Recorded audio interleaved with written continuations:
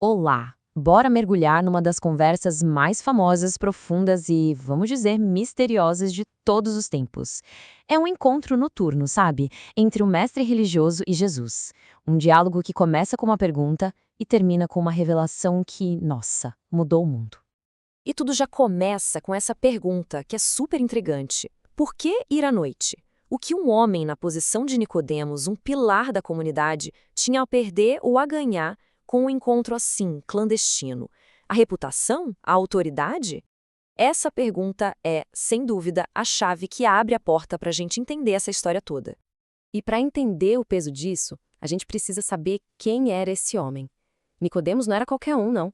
Ele era um fariseu, ou seja, parte da elite religiosa, um dos principais líderes do seu povo. E mais, era conhecido como mestre em Israel, quer dizer, um cara que, em tese, já deveria ter todas as respostas.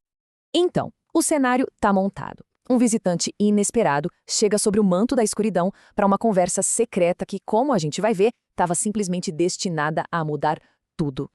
Nicodemos começa com muito respeito. Ele não chega acusando, ele chega com uma observação.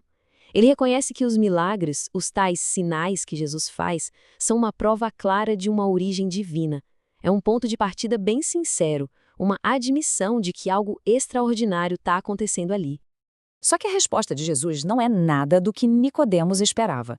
Em vez de ficar discutindo os sinais, Jesus vai direto ao coração da questão espiritual, introduzindo um conceito que, olha, desafia completamente a lógica daquele mestre. E aqui vem a declaração bombástica. Se alguém não nascer de novo, não pode ver o reino de Deus. Imagina só a cena. Nicodemos vai lá para falar sobre a identidade de Jesus e Jesus responde falando sobre a necessidade de uma transformação total na identidade do próprio Nicodemos. Uma virada de chave total. A reação de Nicodemos é totalmente literal. A pergunta dele é quase cômica, né? Mas revela o quão distante a mentalidade dele, toda focada em leis e rituais terrenos, estava do conceito espiritual que Jesus estava apresentando. Ele simplesmente não consegue processar a metáfora. Isso mostra a limitação de um conhecimento que não vem da revelação. Então, Jesus explica. Ele traça uma linha bem clara entre dois tipos de nascimento. Primeiro, o nascimento da carne, o físico, que todos nós experimentamos. E depois, o nascimento do espírito, que é uma transformação espiritual, uma outra dimensão de existência. O ponto crucial é esse.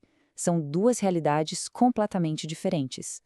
Para ilustrar uma coisa que é invisível, Jesus usa uma analogia brilhante: o vento. A gente não vê o vento, não sabe de onde ele vem, nem para onde vai, mas a gente sente a força dele e vê os efeitos. Então ele diz: assim é a ação do Espírito. É real, é poderosa, mas opera de um jeito misterioso, além do nosso controle e da nossa compreensão total. E mesmo depois dessa explicação, Nicodemos ainda está perplexo. Como pode suceder isto?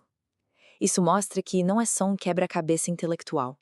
O mestre em Israel está admitindo que não entende, o que deixa claro que esse conhecimento não vem do estudo, mas sim da revelação. E é exatamente nesse ponto que a conversa muda de rumo. Vendo a confusão de Nicodemos sobre as coisas terrenas, Jesus passa a revelar as celestiais. A discussão sai de um enigma pessoal para uma clareza cósmica sobre a identidade e a missão do próprio Jesus. Jesus, então, faz uma declaração de autoridade única. Ele basicamente diz: olha, eu posso falar sobre as coisas do céu porque eu vim de lá. Ele se identifica como a única ponte entre o céu e a terra, a única fonte dessa revelação. E para explicar o seu propósito, Jesus usa uma história que Nicodemos, como mestre da lei, conheceria muito bem. Assim como os israelitas olhavam para a serpente de bronze que Moisés levantou para serem curados da picada de cobra, as pessoas precisariam olhar para o Filho do Homem também levantado para receber a vida eterna. É uma prefiguração poderosa da sua crucificação. E então, chegamos ao clímax da revelação, talvez o versículo mais conhecido de toda a Bíblia. Aqui está o porquê por trás de tudo. A motivação de Deus não é raiva ou obrigação. A motivação é o amor. Um amor tão grande, mas tão grande, que levou ao sacrifício de seu Filho único, oferecendo vida eterna a todo aquele que crê. E para não deixar nenhuma dúvida sobre o propósito, o texto esclarece bem. A missão não era de condenação, era de salvação. O objetivo era oferecer um caminho de resgate para o mundo, não um tribunal. Ué, mas se a missão é salvar, O que é o julgamento, então? A parte final do diálogo redefine completamente essa ideia.